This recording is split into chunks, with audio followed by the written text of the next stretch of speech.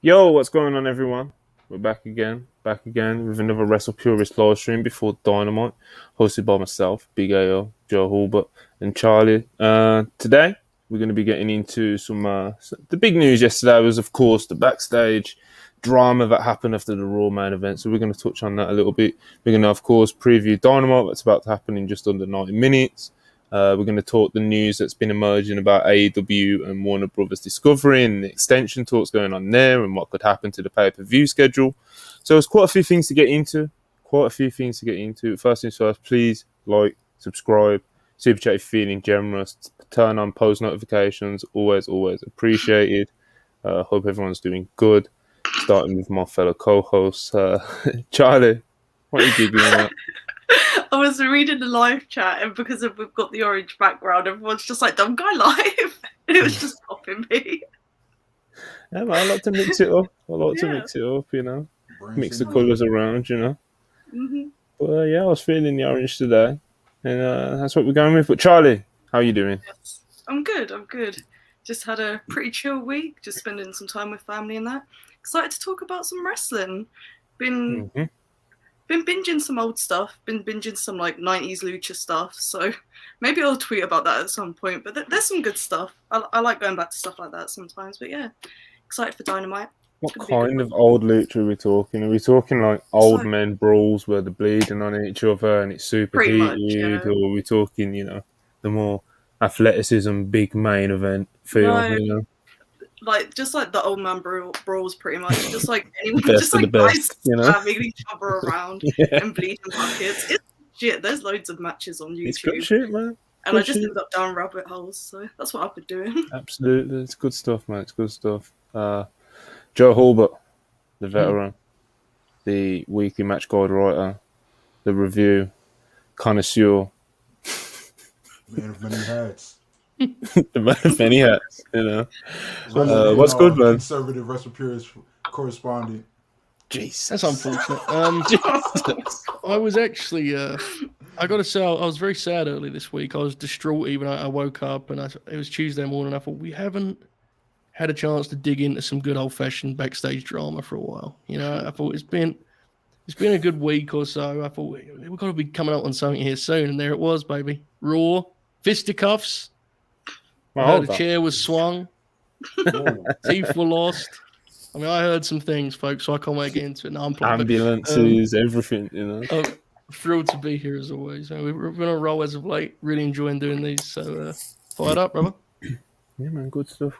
And of course, Big AO, of course, how are you doing today, brother? Tonight is a special night. We get to celebrate the reconnection of the second greatest tag team of all time, the Golden Lovers. And we'll be doing it live on Twitch. So follow the Wrestle Purist Twitch page where you can hear me pop about that and shit. But I'm good, man. I'm good. I was laughing at the timeline today. Was scrolling it, reading all the preemptive quote from the AEW faithful, just like it'd be like, no, you guys don't have the right to be mad if it's not Kota. I told you guys you don't have the right to be mad.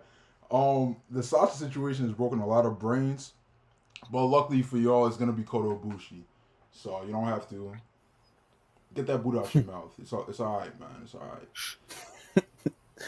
It's nice reassurance, man. It's nice reassurance. Elegantly put, as only you can do it. You know, Kota Ibushi's of course been a lot of big talk. A lot of people even calling this Kota Ibushi Day. A lot of people are already, as Ayo said, doing a bit of preemptive coping with the fact that it may not be him, you know, even though that seems less and less likely the closer we get to it. But we will absolutely get to that. Joe, you mentioned it's been a while, you know, it's been a long, long while. You never hear about it anymore. Backstage drama in professional wrestling. But yeah, man, the latest of this has been over in New York, over at New York company, Joe. You know, I heard it was a humdinger. The quote unquote professionals, you know, the real pros as people call them, you know, over in WWE, man. You know, it happens everywhere. But yeah, so after the 6-man tag main event, apparently there was a backstage argument between the talent involved in it. the root of the argument seems to have been that just kind of like breaking down spots and clunkiness in the match and like miscommunications and stuff like that. It wasn't like any like personal issues or anything like that. It was just kind of, I guess, frustration. According to like reports as well, there was like a lot of changes going on, even up until like as there were like at the curtain, like there was changes going on in the match. So but yeah, a lot of miscommunication apparently during the match. Some of it was quite visible, Yes. So yeah, man, just professional wrestlers getting frustrated at each other. I'm sure there was a bit of shouting going on. Apparently, reportedly, there was no danger of it ever getting physical, but just kind of frustration after a main event. To me, it feels like something that probably happens more than we hear about, and this just happens to be one of the ones that has got its way to, the reporters and the sheets, So. Obviously, I'm being silly, but, it's no big deal whatsoever. I mean, if you watch the match, you could see there were Seth and Finn and Sammy and Finn, weirdly enough. It felt like with the kind of pairings that got a little bit offbeat in the match. That doesn't necessarily mean they were the ones that were leading the argument, because we don't know that, right? But watching the match, that's what I saw. Which, I think the fact that Finn Balor was involved in some sloppiness suggests that it was just one of those nights, because that's, if nothing else, Finn is silky smooth, right? Almost too smooth sometimes. So things happen. And I know, Sammy is famous for tinkering with his matches until the bell rings. So, it is what it is. It's part of the game, as they say. Yeah, shit happens, Yeah. Ayo, these animals back over at WWE getting into these crazy fights, What you got to say about it, man? Each of which should be sent home for 4 months. You feel me? This is disgusting. I need a 4th brand made to send half of this tag team, or trios. I didn't read anything other than the headline, and I saw Seth was involved. And I was like, all right, that's enough for me. It's enough for me to go. I saw a clip on Twitter of y'all boy.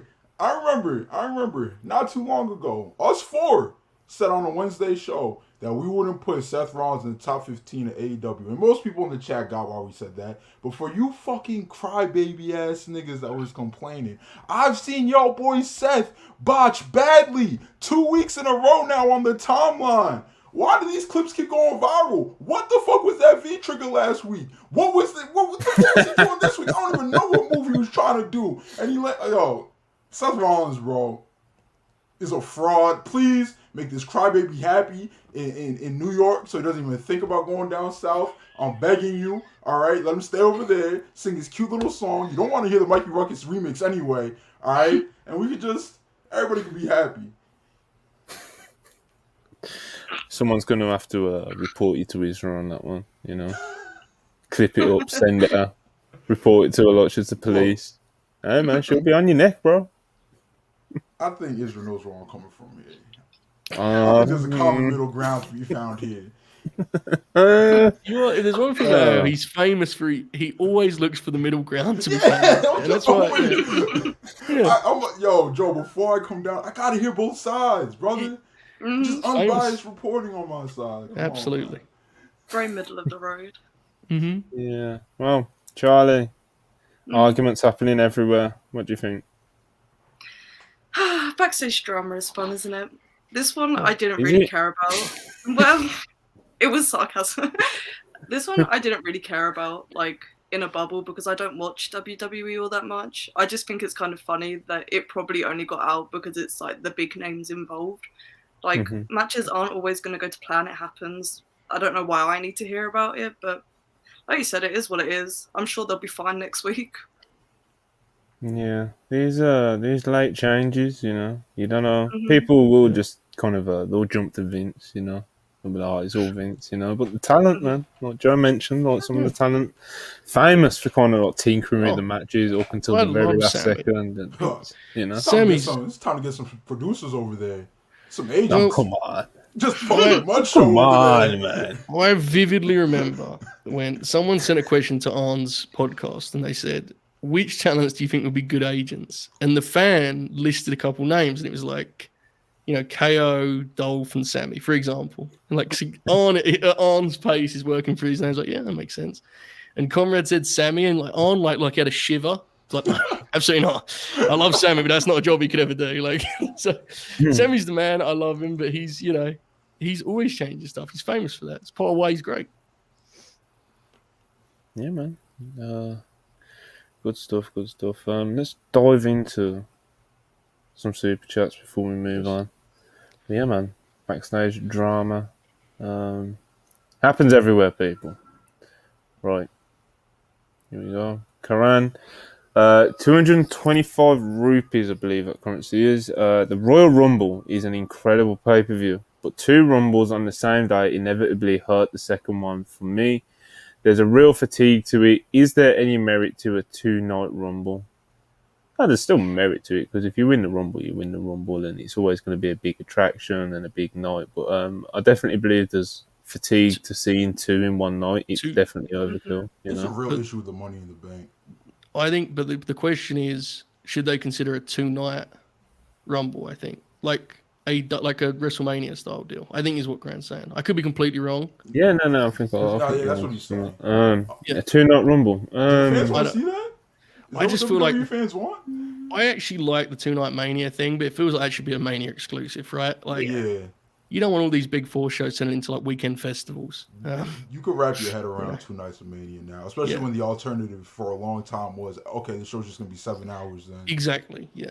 Now, I would 2 say... Rumbles in one night's tough, man. It is. No, it's not ideal, but I think it's a better sacrifice than doing a double. I don't think you need 2 nights of it. Yeah, I tend to agree with you, to be honest. It definitely feels... You know what it is? WWE, of course, they're going to look at it from the business side.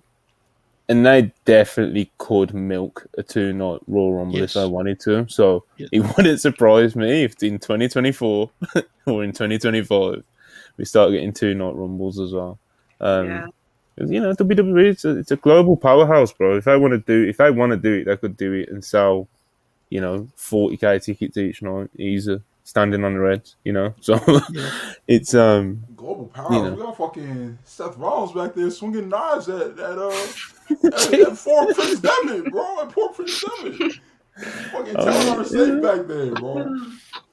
You know what to say about the creatives? They're a bit wild.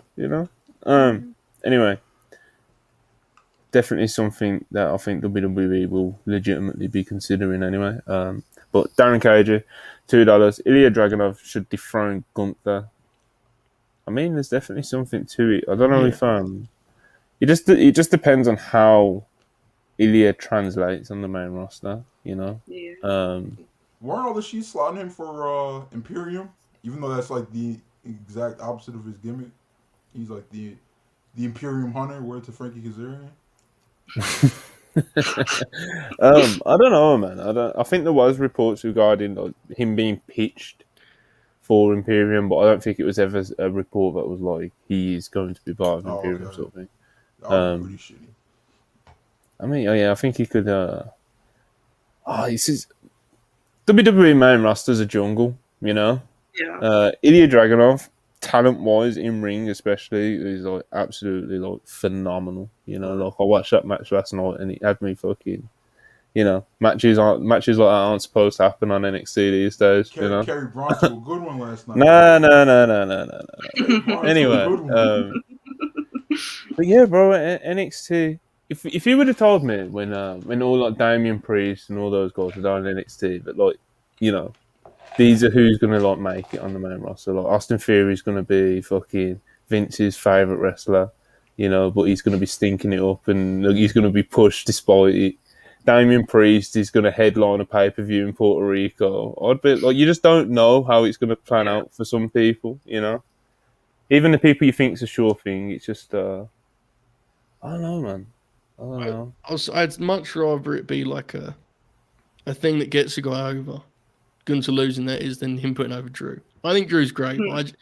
It's like, he's been the Intercontinental Champ for over a year. Use it to make a guy, And then Gunther goes up to the world title scene, and whoever beats him, the idea would be when they're done with the IC belt, they do the same. So, I don't know. I just agree, hope 100%. if this is the direction that WWE go, they make a big enough deal of their history, because they had history in NXT UK as well as on the Indies, so they're not going to reference the indie stuff all that much, but the NXT UK stuff, I hope they at least make reference to that and highlight why this should be a big deal, them feuding on the main roster. So I think it'd be a good person to choose, but I'm also a huge Dragunov fan, so. Same. I hope it does work out for him because, like I said, I think he's phenomenal, genuinely. It's just if he translates well on the main roster, and it's you kind of get the green light to go all ahead, go all in with him, then yeah, sure, beat Gunther for the title. But it seems like Joe said, it's probably going to be Drew. I'm not the biggest fan of that. Although, Drew coming back, I want him to be really in a prominent position, but just not necessarily this prominent position, I wanted him to turn heel. I've said it on a few podcasts, so it doesn't seem like he wants to turn heel though. So I've been wanting Drew to turn heel for 2 years, and it still hasn't happened.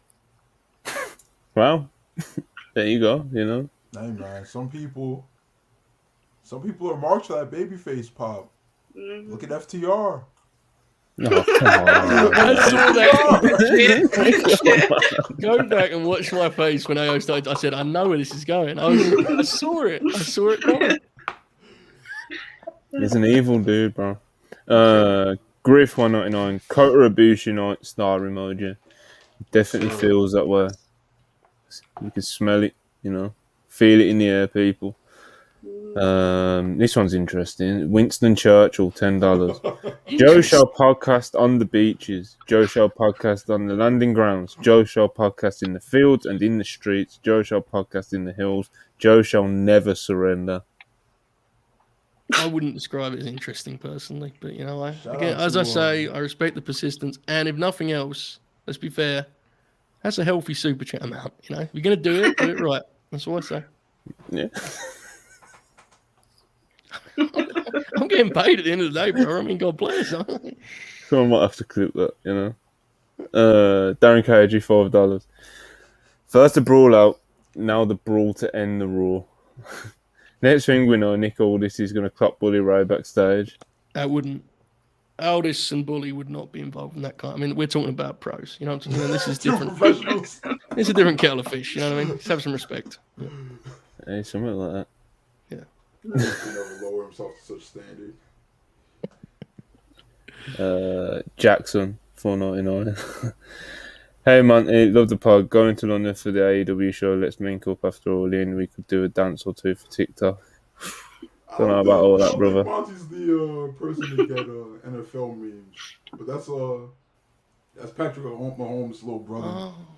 He's famous for doing very strange TikToks. Now he's in jail for sexual harassment. No, he's on bond for sexual harassment. Well, that took a turn. Yeah, I just realised who that was when you were explaining it.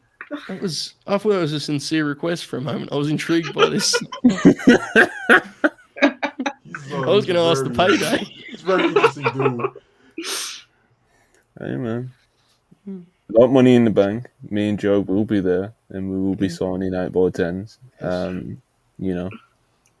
Come say I made hi. a killing, bro. When that Seth Rollins match was on, how much money did I make up in the concession stand? I mean, I was... You came back and you had you had all kinds of stuff. You had signed merch of legendary wrestlers that people were giving you. You had all kinds of stuff, mate. It's crazy. What a night. It's a bag of money. I had it on my shoulder like this for the rest of the show. Yeah, it's a bag of non-taxed money. It's beautiful. Good for you, man. Good for you. Mousefan84, $1.99, appreciate you. I wish the Sin Cara backstage fights were taped. So that would have been something. Might have been. You never know. We lost money from him, right? Yeah, we did. Yeah. He's back now, though. Well, yeah, happens. Happens to the best of us. I just wanted to check immediately because last time I thought it was you and it was absolutely not. So we'll proceed. You always look so worried, Josh. I do. You're at the wheel, worried, even though I'm the one who's messing up. It's it even worries me. I'm scared. I feel like one of us is going to have to grab the wheel, otherwise we're going to go off the road. So I'm on alert. That's all. Got to be on the ball on these. This is podcasting, folks. This is serious business. Okay. Hopefully, I'll stay on. Yeah. Hopefully the Wi-Fi cooperates. Willie 199. Crawford or Spence? Who you got? I got Big Errol. I got Crawford. I think there's reason to be concerned about Errol Spence's health. At this, when you're talking about this fine margin, I think it could matter. I didn't think you looked like the same guy. I got Crawford. Great fight. Chuck, you I got don't know who these people I'm are. I don't know what I'm thinking so intently about this. Like it's ESPN, I'm going Crawford. No, I'm not. I'm going Spence. Oh, It's such a good fight. My God. yeah, I can't fucking wait. What's the date for that one? Do we know the date? I think it's I don't know. Someone will I feel put like it in the chat. there's wrestling on that night. I feel. Well, there's always wrestling on Saturday now. I It's guess. wrestling every night. Yeah. Can't escape it, brother. July 29th. Oh my, we're coming up on it, bro. Oh, tremendous. Big Hero Chris, $2. Shout out future NXT champion Brian Pillman Jr. Back to MLW, I feel. Guys, he didn't leave MLW on the best terms. I don't know if I mean, I don't know if It's MLW, bro. We might have to pull some strings as an organization and get him in NXT. it feels like Impact will actually take a swing. I was gonna say Yeah, I think Impact's they will. probably. Take a swing. That's what. Look, I think he's quite bad, frankly. And I think we all do. But like, Impact have pushed. Well, I was gonna say they pushed worse wrestlers. I didn't want to name anyone. Never mind. Carry on. Maybe. Match on 84, 199. Thoughts on Ngannou versus Fury. It's big money Saudi fight, very typical of it, in this modern day and age. It's two big names. Fury in theory will probably dance around him, but the whole promo around the fight will be, what if Ngannou catches him? Right. He ain't getting up, I'm torn on this because I think we're all happy for Francis to get the payday. Yeah. Thrilled to see that, but as a boxing fan, it's like, fuck, Fury is taking the mick with this. I mean, it's absurd. Like, it's one thing to not get the Usyk fight done, but to not even have a heavyweight title defense this year. I mean, lest we forget, I want to be brief on this because we have a wrestling podcast to do, but he fought Chisora in December because that was a warm-up for the next big fight. He hasn't fought since, and now it's going to be Ngannou. It's ridiculous. Yeah. The big fight. I'm not a fan of Fury, the athlete or the person. Yeah. I'm happy that Francis is gonna get some generational wealth out of this. I hope that there's no viral, memeable moments at my boy's expense. But payday's a payday, brother. I don't think he really has a chance to catch him Fury, but we'll see. Yeah, we'll see. Charlie? Nope. I agree with whatever you guys say about these. Fair. AQ 112 199. Appreciate you. Highest of the century, bigger than Omega's career. AO. Even if that was true, Seth's just gonna keep crying and crying and crying about his career, while Omega keeps loving his and being a living legend, my boy. So check out the timeline tomorrow for the next thing fucking Seth Rollins is crying about. And the day after for the next thing Seth Rollins is crying about. So and the day after that for the next thing Seth Rollins is crying about. Oh, Cody! Oh, Roman! Oh, my pussy hurts! Shut up, bitch. Oh, Seth. All right, let's talk about what have I got on my list there. Warner Bros. Discovery are in deep talks with AEW over an extension to the TV rights still. That was reported by Fightful Select. Pretty much the headline to that one, but it was then expanded on this week with Warner Bros. Discovery apparently, reportedly, are in favour of expanding the AEW pay-per-view schedule. And a Warner Bros. Discovery source told Fightful that they mentioned the very likely possibility of significantly expanding the AEW pay-per-view schedule, even possibly to one a month. Quite a lot. Quite a lot of pay-per-views, you know. This is very Joe, interesting. you think they can handle it? Absolutely, I do. The key factors are price and platform, right? Are we talking a streaming deal? Are we talking? If we're talking full price pay-per-views, I think that would be an insane choice. Maybe there's room to do kind of a modern take on the in your house deal, and they're cheaper pay-per-views. They have, but I think the actual TV product I think would benefit from more pay-per-views. I don't think they should do monthly ones in an ideal world, but look, the reality of it is, this is, if you're going to be a successful wrestling company at this point in time, you are a content machine, and that's been proven for the last decade and more by WWE. And it is great for the business that AEW is at a point where Warner Bros. Discovery wants them to do that. It may have negative effects on the product, but can they fill, 8 pay-per-views rather than 4? Absolutely they can. I think it'd probably make the TV better too, because it'd have an easier thing to build to. Again, 12, I'm like, I think that would be a little much, but they can still do it. The talent's incredible. So it's a case of, until we know the details, it's hard to have a firm stance on whether it'll be good or bad. But can they do it? From a wrestling point of view, certainly they can. Absolutely. Charlie, you think they can? Do you think they could handle one a month? And what would be your ideal amount of AEW pay-per-views? I think they can handle one a month. Like they've more than got the stories and that to do it. Like Joe was saying, it would probably help them with their creative build and stuff. Yeah.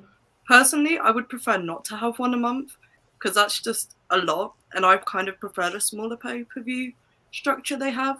But more than their core 4 is obviously more beneficial to the brand. We've seen it with the addition of Forbidden Door. That helped them with a lot to especially fill those gaps that they have, because otherwise they just end up doing some real random shit in between. The gap between Double or Nothing and All Out is kind of nuts. Yeah. And even with Forbidden Door in there, it's still a little bit it's a long stretch. And it's the same with between Full Gear and Revolution. They just do a lot of random shit to try and fill it. So slotting a couple more pay-per-views in there will probably make their TV a bit more steady and help them in that respect. So I definitely think it's a good idea to have a couple more, but I wouldn't say 12, because that's kind of nuts. And I don't like that with WWE. So yeah, I'll hear you 100%, especially what you and Joe were saying about kind of how it will have an effect on the TV. It's not just the amount of pay-per-views you're getting. It's what effect will that have on the week-to-week TV? And it'll probably be beneficial, because kind of, as you both alluded to, the stuff that they're doing, kind of the stop gaps before getting to the pay-per-view, match builds, is usually kind of, let's be honest, it's neither here or there. Sometimes it's, Right. AO, what are you thinking? How many pay-per-views would be ideal? How do you think it will kind of affect how AEW move forward if they do go with it? I'm not inherently against more pay-per-views. I think 6 to 8 would be the sweet spot. 12, I think they could pull it off. I don't know if that would be ideal, especially if they're asking for $60 a month, or even $60 for the big 4 or 5, whatever we have right now, and then $30 for the others. I don't know. If we get that HBO Max thing going, I wouldn't be opposed to 12. I wouldn't. It would certainly be an adjustment on the booking. I don't know if it would help Tony or hurt him, but it's not like people, even TK's biggest fans, it's not like they're like, oh, he's just the best at booking towards a pay-per-view or leading into a pay-per-view or whatever. It's not really Tony's thing. It's not really anybody's thing nowadays. I can't cap, but I'm not against it. There would be positives and negatives, right? If we imagine, let's say it's a streaming deal and they do 12 pay-per-views, or premium events, whatever you want to call them. It would inevitably wear away at the novelty of AEW pay-per-view weekend. That's just the way it is, and that's the way. But let's be fair. I mean, there would be talents who would benefit from that unquestionably, because a certain month you would need a Wheeler Yuta to give you a 25-minute title match, or a Danny Garcia, whoever it may be. And it's it's a balancing act. There's pros and cons. I think, to me anyway, and it's different because we pay different prices and so on, so it's different in the UK. But I think until there's an announcement based on what the pricing is and where you can get it, I think it's kind of crazy to be immediately, no, I don't want it. It's I think it's worth exploring. Again, I don't think any of us would say yes, they should do 12, but I definitely have watched AEW TV and stretches of it and said, man, they could do a pay-per-view in between these two here. So, yeah, it's an interesting one, definitely.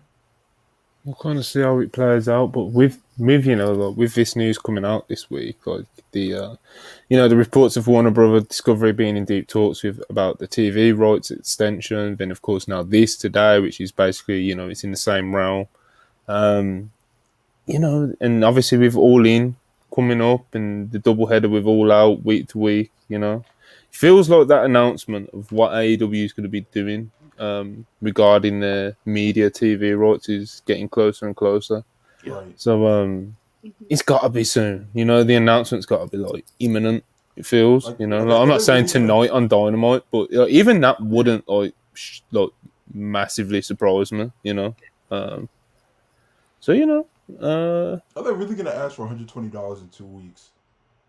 That's the thing. That's why it kind of has to be coming, because you would assume, and or this at is least give pure those as a assumption. bundle.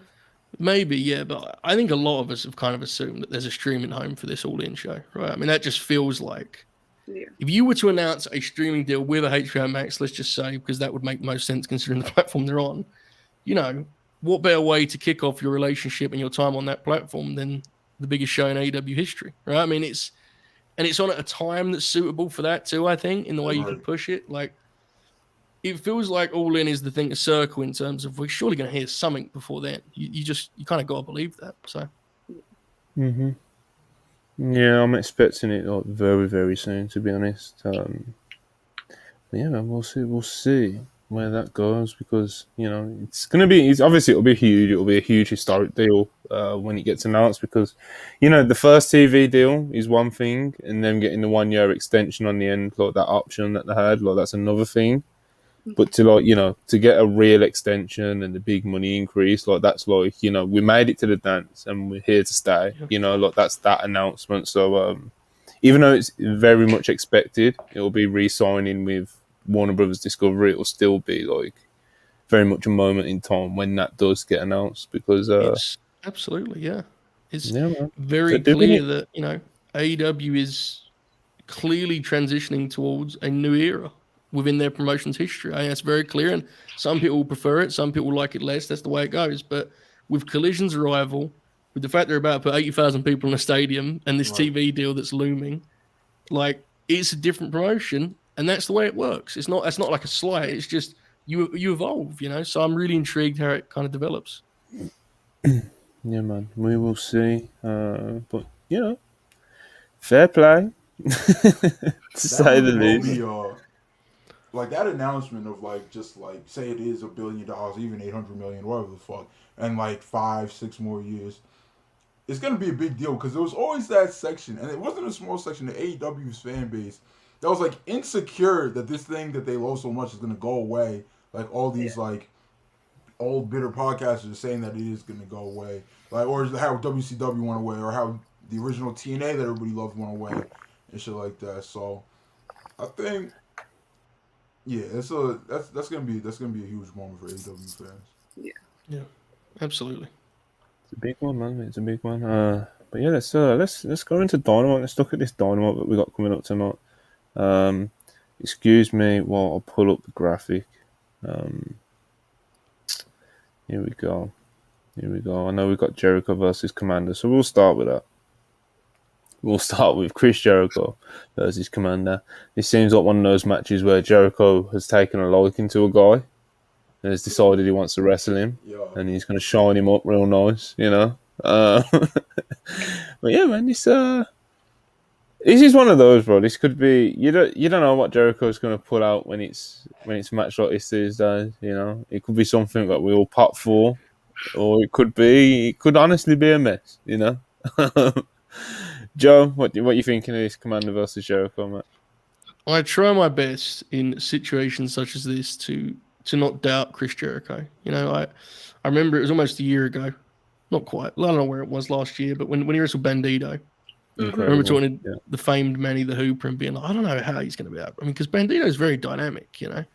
How's he going to arrest him? And they had a great match. So there was kind of a trend last year as he was the Ring of Honor champion. So I try my best not to doubt Jericho. I will admit that when this graphic appeared on my screen, I laughed out loud at just the thought of it. There is something kind of inherently funny about this match. I mean that with love. I assume Commander is going to walk the ropes and jump into a Judas effect, which will be one of the funnier moments of the year because Chris, his timing with that Judas effect is always an adventure. Always an adventure, folks. So I think it'll probably be good. I'm sure it'll be fun regardless, for better or worse. So we'll see what they come up with.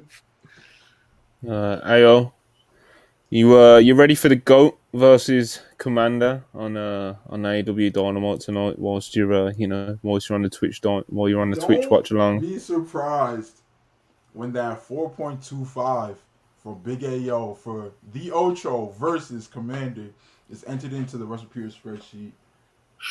I think Jericho thinks that he can have a really good match with Commander, and that's why he's just like, let me get this random guy that's just chilling on ROH for the most part in the back and put him on Dynamite. I'm looking forward to this. Could it be a disaster? It could be a disaster, but I am choosing to That's the charm. I am choosing to believe that it's not, and people are going to walk away from this match as one of the highlights of tonight. Yeah, man. Charlie, you got high hopes, low hopes? Where you at on this one? I'm cautiously optimistic because I like Commander a lot, and I think Jericho can still bring it when he needs to. So, and if this is a case of I really like this guy and I want to put him over, then I think that it will be a good match. I think it will be fun either way because I just like Commander a lot, so I'll enjoy it. And Jericho just makes me laugh 90% of the time because of the way that he is. But yeah, it's not something that offends me. I'll have fun with it. Definitely a possible highlight on tonight's show. I want to touch on a couple of super chats real quick. Keep them coming. Appreciate them as always. I know Joe appreciates this one. Ron, $4.99. Joey Joe, sorry I haven't been replying to your texts. Joe, been busy with my campaign. You're like a son to me. I would never ignore you. See you soon.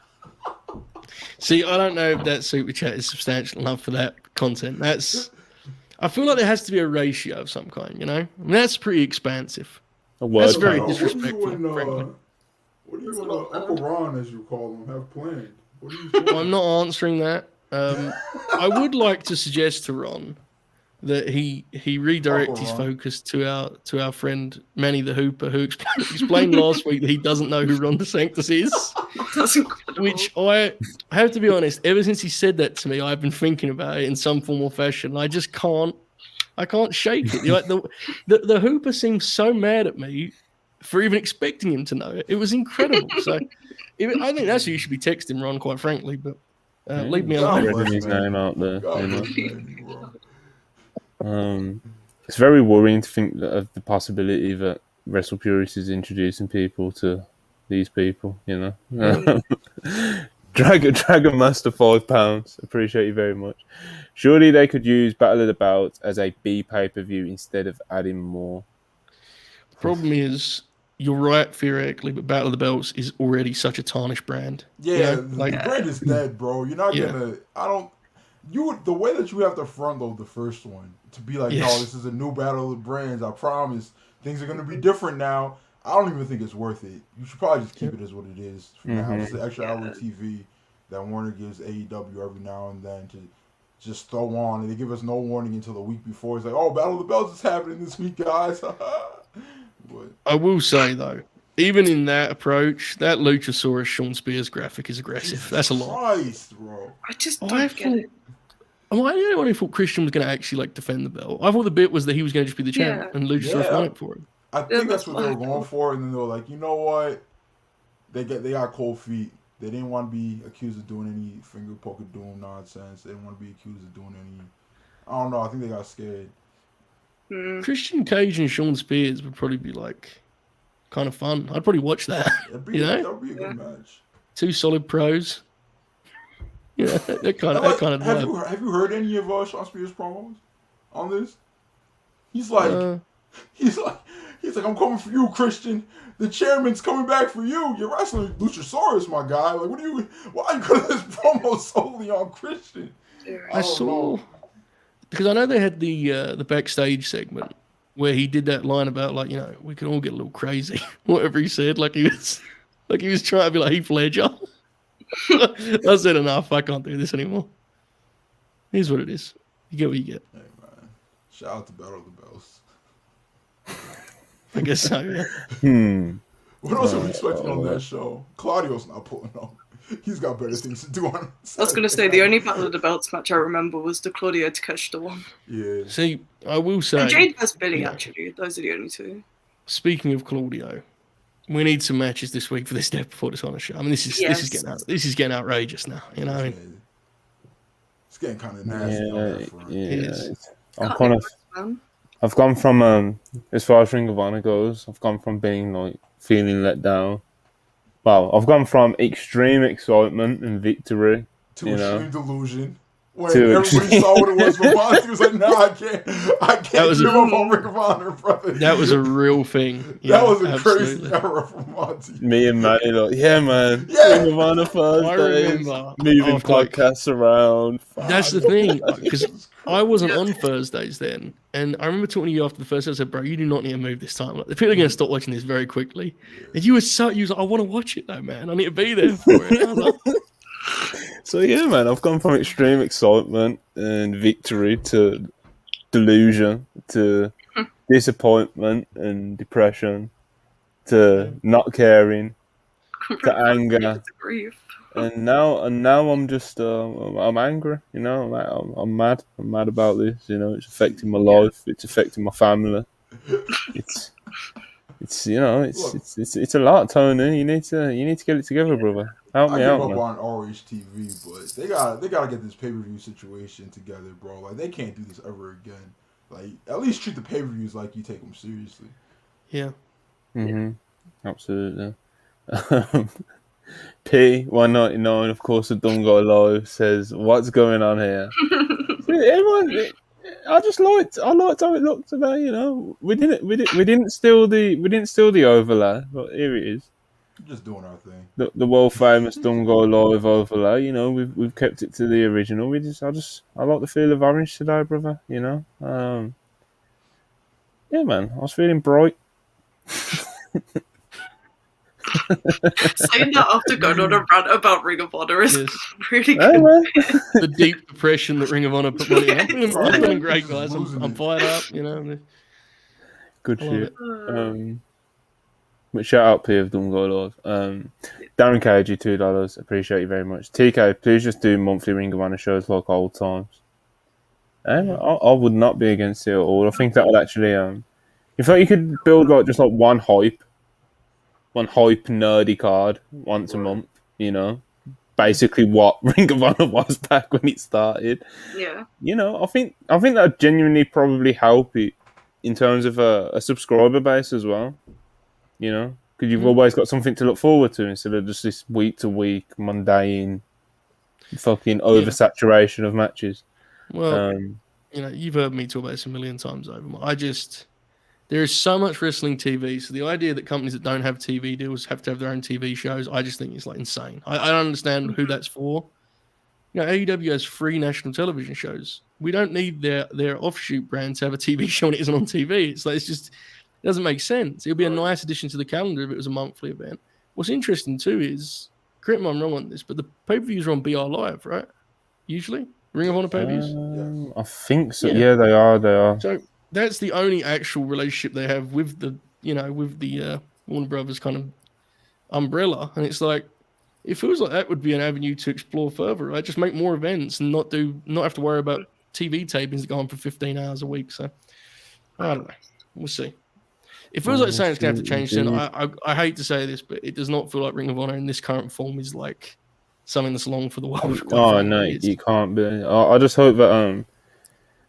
my assumption is because of AEW Dark being pulled, and obviously Ring of Honor, it doesn't take a genius to figure out that it's kind of taken its place in the sense of developmental and just getting people matches and just the fucking 38 match cards and shit. My assumption is while they're doing the negotiations for the TV rights still and finding a home for it, I'd guess Dark is probably going to come back in some form. I would agree. And obviously they're starting Collision, and they're kind of they're figuring out their week to week schedule with AEW at the moment and finding the feet with that. And I think after the TV deal was announced, etc., that'll be a lot easier to do. And once they do that, they can be like, "Oh shit, we lost Charlie." Once they do that, they can look at Ring of Honor. TK said he's bringing Dark back, like, yeah. But it's also been reported that they have the exclusive deal with Warner, so obviously Dark's going to be integrated on some kind of streaming service whenever that deal is announced. It's going to be interesting. I mean, I do think Collision's existence, kind of like by definition, makes Ring of Honor's existence a little weird, right? Because like, one of the things people talked about at Ring of Honor was maybe it's a place where they could focus on a smaller roster, and it's like, but the Collision is kind of doing that now. So it's like, you need Eddie Kingston on one of the TV shows. You can't just hide him away. Same thing with Athena. It is what it is. Yeah, it'll be interesting to see what they do with it. Like I said, hopefully once they find themselves with what they're doing with AEW, they can kind of like refocus on it and be like, TKROH 2.0, let's cook, or even give it to one of your other bookers or employ someone new. And I don't know, man. But yeah, there's a lot of projects going on in the TK universe.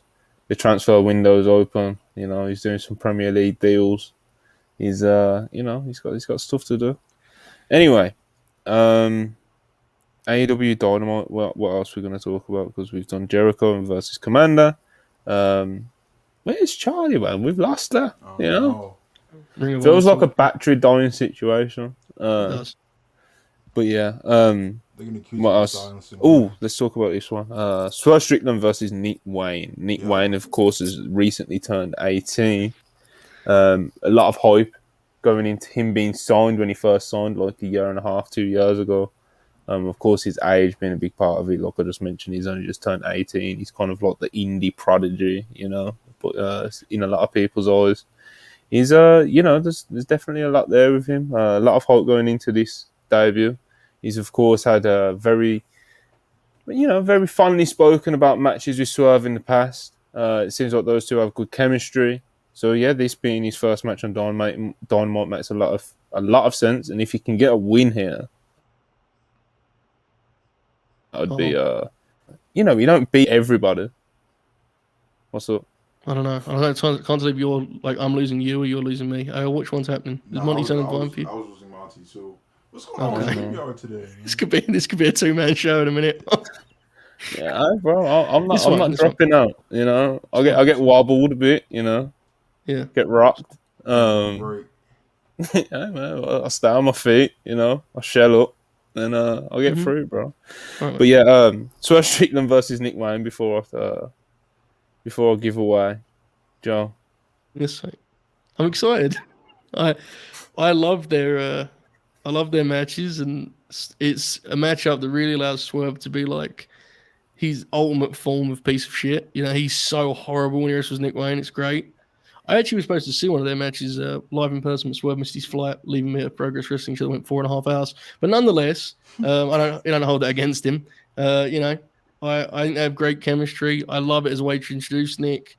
He's a guy who's going to get over in defeat quite a lot early because he's 18 years old. That's the way it should be. And Nick Wayne working with 12 minutes of TV time, I think will probably be the best use of him at this point, to be totally honest. I mean, he's a very, very talented guy, but I actually think he'll benefit from what's the best stuff you can do, right? What's your biggest hits? We're going to play him tonight in this TV match. I think he's going to kill it. I think the match will be great, so I'm looking forward to it. Hey, you fired up? Fired up, brother. Love their first 2 matches. There's some real storytelling in them matches. It's really So for anybody who haven't seen the 2 Defy matches, it was really like Swerve, who a lot of people say built Defy on his back, is returning home after being let go from WWE. He has a new persona, which was Swerve the Realist, which is a lot of what we see now. I haven't interfered with all of your internet connections. Oh, sorry, Jamie. This is really just Monty's doing. But so Swerve came back to a superstar reaction to Defy. Everybody was loving him. They were treating him like God. And the way that he just proceeded to beat the shit out of Nick Wayne for like the next 35 minutes, talking shit to his mother. It was like the crowd turned on him. They were chanting "fuck Swerve Strickland." It was good shit, man. That's basically the story for both of the matches. You see how resilient Nick Wayne could be. He was kicking out of a lot of sort of shit, and then getting his offense in, fiery babyface comebacks. I think that would be a lot of what we get tonight, but they'll probably let Nick get more of his show more of his bag, show more of his shit, so people get excited about him really early instead of just being somebody who Swerve gets on TV and beats the shit out of. But I'm excited, man. I'm excited. There's going to be less room for the kind of the drama here because I don't think they're going to get as much time. Yeah, not but I think you can make the most of this match. You go back to it maybe in 6 months, and the idea I think would be eventually you get them to a point on TV where you can have the match they hadn't to fight on, on an AEW pay-per-view or whatever it will be, right? I think that's the hope. So there's a special dynamic here, and I appreciate the video last week to kind of set the stage for it. Also, good stuff. Yeah, that was good stuff, man. Just kind of it's always good to give new talents a bit of background. Absolutely, that'll always be a good thing. So, 1 minute, I'm just. Oh, there we go. We've got Charlie.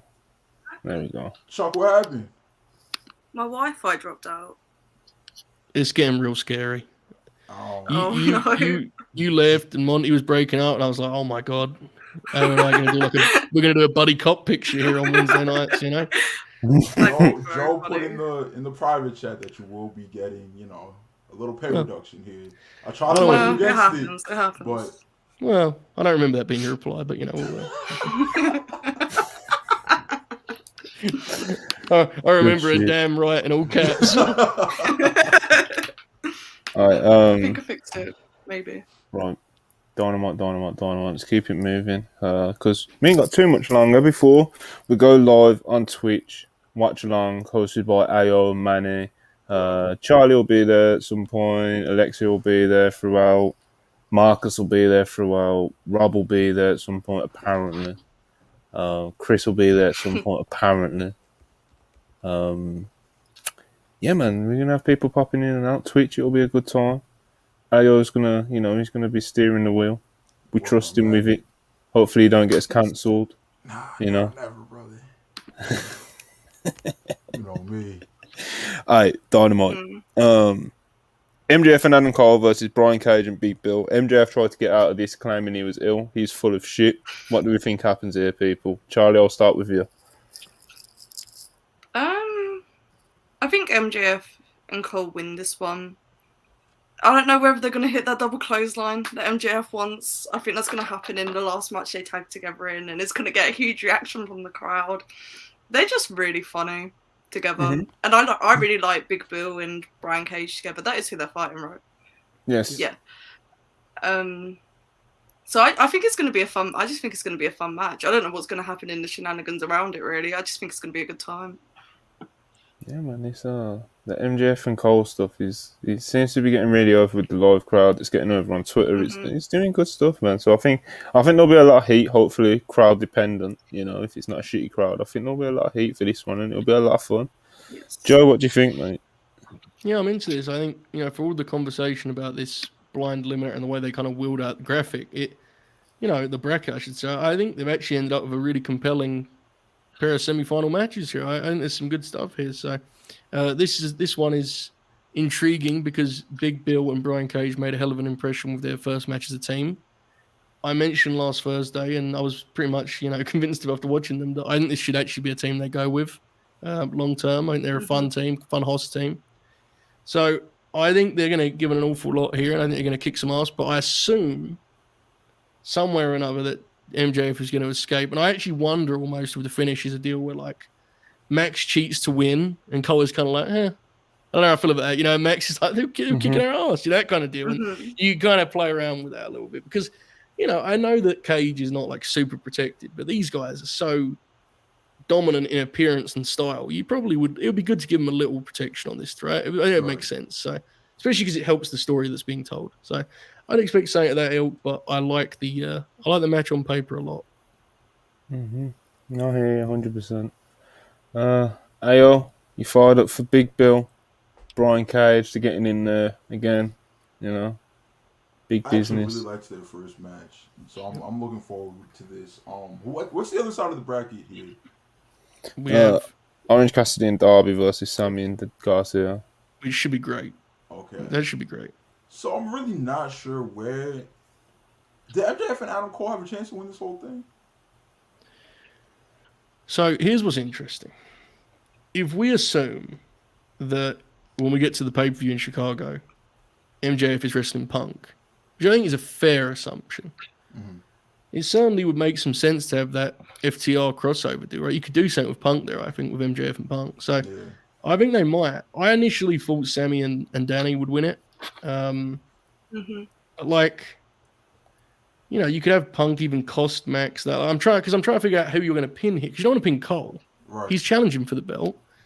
But then, you know, the alternative is putting the world's champion. So it's interesting. I think they may win the tournament, but then you get to the FTR match, I guess. We'll see how it plays out. But yeah, let's talk about the other half of the bracket then. Orange Cassidy and Darby Allin versus Daniel Garcia and Sammy Guevara. This one could definitely be fireworks. Who do we see going through though? Well, now that I've kind of pondered this here live on the air, it kind of feels like Orange and Darby could absolutely win this tournament, right? Like, Darby could pin Max, which kind of answers the question I was just wondering about how you get out of who pins. I mean, I think they could absolutely do that. And then Darby and Orange versus FTR as a babyface match works. But yeah, God, that's a compelling one. This match is going to be terrific. Garcia and Orange have great chemistry. Darby and Sammy always kick the shit out of each other and go nuts. So I love the match. The more I talk about it, I think I'm actually going to go with, somewhat hesitant, I'm going to lean towards Orange and Darby. Charlie, who you got? Oh no. Frozen. Ayo, Ayo, who you got? I'll assume Orange and Darby just because they're way more protected. Yeah. I'm not really sure where they're going with this whole DG Sammy thing. But We'll see.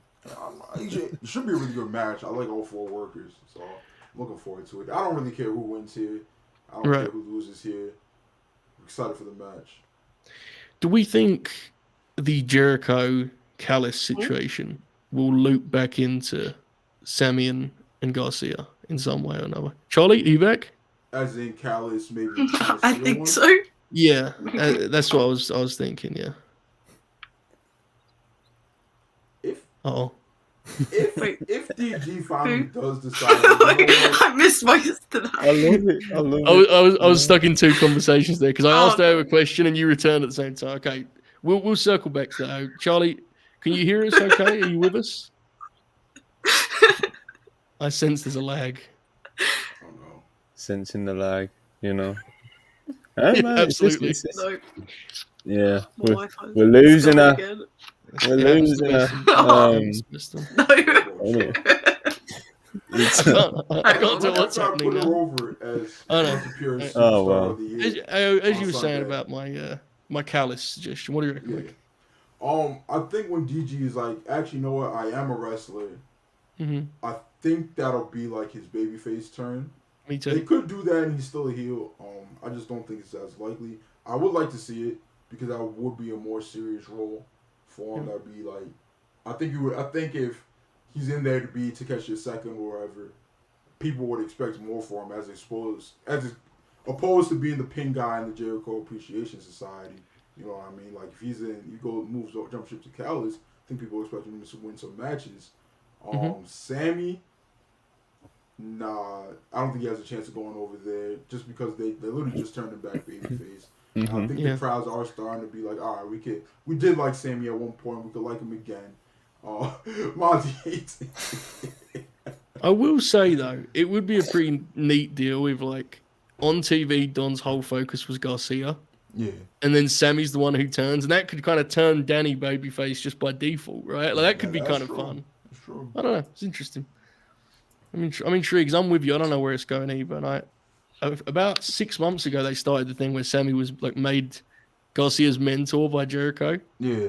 I thought it could be really good TV, and it kind of just faded away, right? And now we're back to it. So hopefully they get something out of it. Different dynamic, of course, but we'll see. We'll see how that one plays out. But it should be, whatever the final is, it should be a good one. I think that's the least we could expect from this. It's been a bit of a weird tournament, but there goes Charlie again. God bless her. It happens to the best of us. It They're does. calling her Chuckle Bread in the chat. No, that's very spiteful. Spiteful. Very spiteful. All right, man. What else have we got on Dynamite? We got Ruby Soho versus Sky Blue in the Owen Hart tournament. Sky Blue seems to be someone that the people backstage seem to like her at the minute. She seems like she could be on the verge of quite a significant push or something. But of course, Ruby Soho, it wouldn't surprise anyone, I don't think, if she went all the way in this tournament. So, where do you find yourself on this one, Joe? This is one of those deals where the tournament is laid out in a fashion where, like, the winner of tonight will pretty much tell us the winner of Friday, right? Which is just the way it is. It's wrestling. But, like, I think they're either going to Sky and Athena or Willow and Ruby. My guess is it's Willow and Ruby, and they do Willow and Athena free at the aforementioned Death Before Dishonor pay-per-view. So I think Ruby wins here and loses in the final to Willow.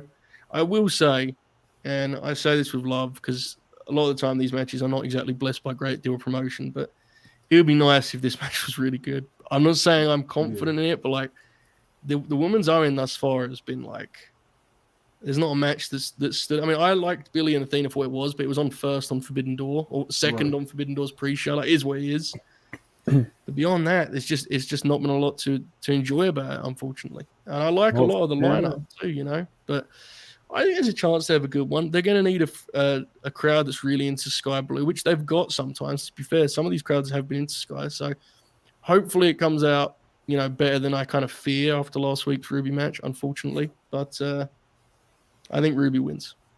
Yeah, hopefully it's a big week for the women's Owen tournament. Really because you've got this one, and then you've got Willow and Athena. Obviously, it's been rescheduled for this Friday. So, which we're all confident in that one, right? I mean, 100%. Athena and Willow. Yeah, of course. Ayo, who do you think's going through on this one? Ruby or Sky? I actually think Ruby's winning the whole thing. Unfortunately, I'd much rather it be Willow or Athena. I don't really have a specific choice between those two, but I think after losing the finals last year, turning heel, being part of the Outcasts, which are being pushed as like a fucking main event stable or whatever. We got the world champion there, and then you got Saraya, who they don't really let wrestle anymore, and then you got Ruby Soho. So like maybe they're just gonna throw something on Ruby Soho by letting her win this shit. I don't know, man. This match could be surprisingly entertaining or the drizzling shits. We will see. I'm hoping for the former. We gonna fucking see, man. I really would have been. I haven't loved either Owen, honestly, and that's agendas aside. No, I get it, but like there is definitely. I totally get it's the men's Owen has had issues, but like. Just in terms of significance, though, like it's like even if you do like the match quality, which I particularly don't, the presentation, the importance, like it's just not like Joe versus Punk, wrestling again for the first time in 17 years was seen as much more important as this is a Owen match, and they didn't. I don't think they even tried to make it seem like equal importance or try to put the Owen above the whole feud or whatever. They just put over the feud, which I understand is a huge feud, defining era of entire promotion. But it's just like if you're gonna let it overshadow the Owen like that, maybe do that outside of the Owen. And I don't know, man. I don't. Well, at least when the match got when the Willow match got pulled, they had a bit of gap of time. And that's where that impromptu kind of CM Punk promo came from. And that was basically exclusively, putting over the that was Owen definitely and stuff. So. Yeah. But of course, that was like a last minute change, you know what I mean? Right. But that was, again, it kind of added to the magnitude of like the tournament and the feud in itself. And it's just like, there's just kind of a bit more focus on that sort of thing on the men's side. But anyway. I will say, Monty, before we move on, I would have been tempted to move the Athena Willow match to live Wednesday Dynamite personally and shift Sky Yeah, and Ruby same. That was Same. that was when I saw the graphics. That was the first thing I thought because just like, Yeah. I didn't get that. But Same. anyway, go on, Monty. Where's you going, mate? Fifth man, Blackpool Combat Club.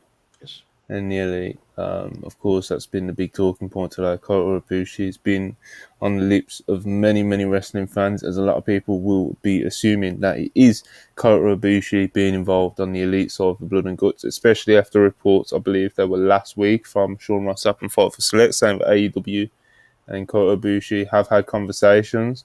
Talent believe that he will be involved in Blood and Guts in some way. Storyline wise, it all adds up, you know. There's been the Kenny Omega after show promos that, of course, they know full well everyone's going to record, and they've gone around in the wrestling spaces where it's kind of alluded to Ibushi. There was a stuff a few weeks ago when Kenny Omega was apparently out of the country, but not in Canada or whatever it was, and it was like blatantly Ibushi as well related. And yeah, man, it's just Ibushi. It seems. There's a few people who are kind of, playing, trying to play it safe. You never know in wrestling. You might get your heart broke at the last minute. People are kind of preparing themselves for that. But I think it's fair to be confident that it will be Ibushi.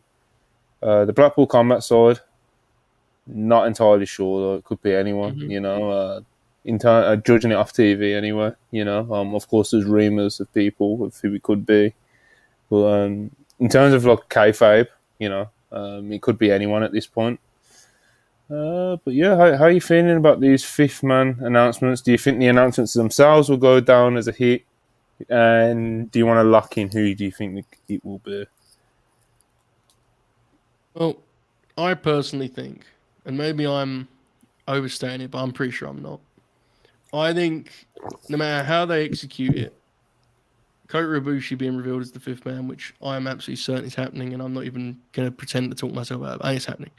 I think we'll hit to a degree that almost everything else in the show is an afterthought once the dust settles. I truly believe that. I think the audience that's into AEW Dynamite, that's a huge occasion, So I actually think that will hit. In terms of the Blackpool Combat Club side of things, I would say it's very much up in the air for me. I've kind of decided it's Jericho in my head, but everyone tells me it's not Jericho very confidently. So, what that means, I don't know. We'll find out tonight. I guess. That's a nice balancing act, though, right? Like, I'm convinced it's this guy I really want to see on one side. The other side, I don't know. That's pretty cool. So I like that from a TV hook point of view. So that's where I'm at. Fair. Ayo, where do you find yourself on this one? I tweeted out Kota Ibushi and Pac. I'm sticking with it. I think Evil Uno is being used as a red herring. I think Chris Jericho is being used as a red herring. I don't know why the fuck people are trying to talk themselves into Uno. I don't know. Like it's fucking nasty, bro. You want him to go in the cage and do what, bro? Do what exactly? But yeah.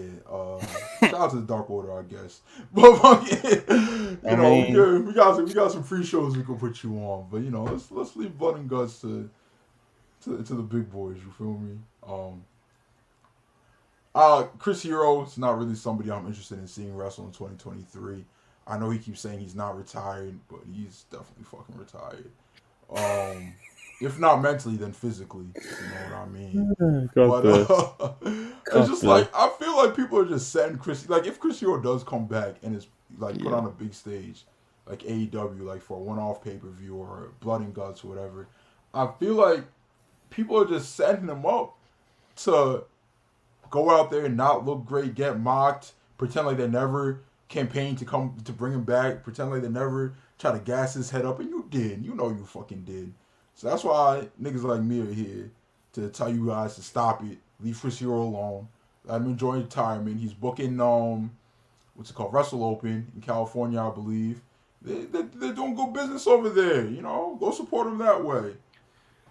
I mean, I don't even have I'm sure he'd be fine, honestly, from a performance point of view. I don't think I love Chris Hero, but I just think it's kind of nuts the idea of rolling him into this blood and guts situation. Yeah. I just don't know if the audience see. I know the AEW fans are hardcore, but Chris didn't have that kind of run to me on the national stage. It is what it is. it kind of feels yeah. like it should just remain a Manny pipe dream, you know. I think there's absolutely a place to do like something with Hero. They have like 8 different shows. You know, they have Ring of Honor for goodness sakes. But I just don't know if the place is he's actually the 5th man of this all-star blood and guts matchup. And again, I think the world of him as a wrestler, so it's not a skill thing. It just is what it is. Well, I think it's fair to say, I guess storyline TV wise, it's pretty, you know, no one's going to blame me for being confident in seeing Ibushi at least get announced or even possibly show up tonight. Yeah. Then for the Blackpool Combat Club side, take your pick, you know, take your pick. There could be a possible couple red herrings. It could be someone completely out of the blue. It could be a debut. It could be anyone. So we'll see how it goes. Let's do these super chats and let's get out of here, make our transition over to Twitch, and do this AEW Dynamite watch along, man. But yeah, last chance for super chats. We've got 2 here. Masfan84. Monty, is Corbin really doing a clown gimmick on NXT? I mean, I'm sure you could probably find the full minute vignette if you tried really hard. It's very weird. It's very worrying, and the vignette did contain tiki torches and white hoods and fields and dark lighting. It was very suspicious. We will have to wait and see where this goes. But very worrying. Very worrying, Mavs, very worrying. It was a very interesting episode of NXT last night. For better and for worse at parts. But I'm telling you, man, Sean's going to get them taken off the air. He's... Scary stuff, brother. Yuzura Hart, $5. New Japan's quality in presentation of tournaments is just so high that everyone on US television looks Bush League to me. I believe that's both, though, you know, because the tournaments on US television, it's not even like they're doing the best they can do. Yeah, they're not doing the best they can do. They're really just so it's like, whereas obviously the New Japan bar that they set for quality is so high. And then even Stardom, too. Yeah, man. Just Japan in general, bro. Yeah. Even like stuff like the N1 in there and stuff like that, you know. But yeah, man. Like I said, I don't think US are even doing. I don't even think they're scratching the surface of what they could potentially do with tournaments. I think a lot of fans are into the idea. That's why the G1 does so well in the West. And yeah, man. Like, they could be better, but let's get out of here. Any plugs? So I guess the main plug is get over to that Twitch stream, man. We're about to go live on Twitch, hosted by Ayo and Manny the Hooper. Like I said, there's going to be a whole bunch of us passing through, and you know, we're just going to kick back and watch Dynamite like we did last week. Last week's stream went very, very well. We appreciate everyone who showed up for that one. I think we're at like 1.2k in our first ever Twitch stream, which to me was like mind blowing. Like I was expecting us to have like a nice little audience, you know, but of course, doing this show, going into it, like you guys are already here, and if you like watch alongs we'd like to think and hope that you'd join us over there as well. So we was expecting a bit of carryover, but we had like over 100 people the whole stream. So yeah, man, a great Twitch debut. Hopefully we keep it rolling this week as well. So yeah, man, we're going to be over there. Tomorrow, of course, we're going to be doing the Dynamite review. And yeah, man, follow us on Twitter if you haven't already, at WrestlePurist, WrestlePurist.com. Subscribe if you haven't already. Please like the video on the way out. And appreciate all the super chats. Hit our post notifications, etc., etc. Right, go over to that Twitch. Thanks for watching us on YouTube, and we will see you again very shortly. Peace.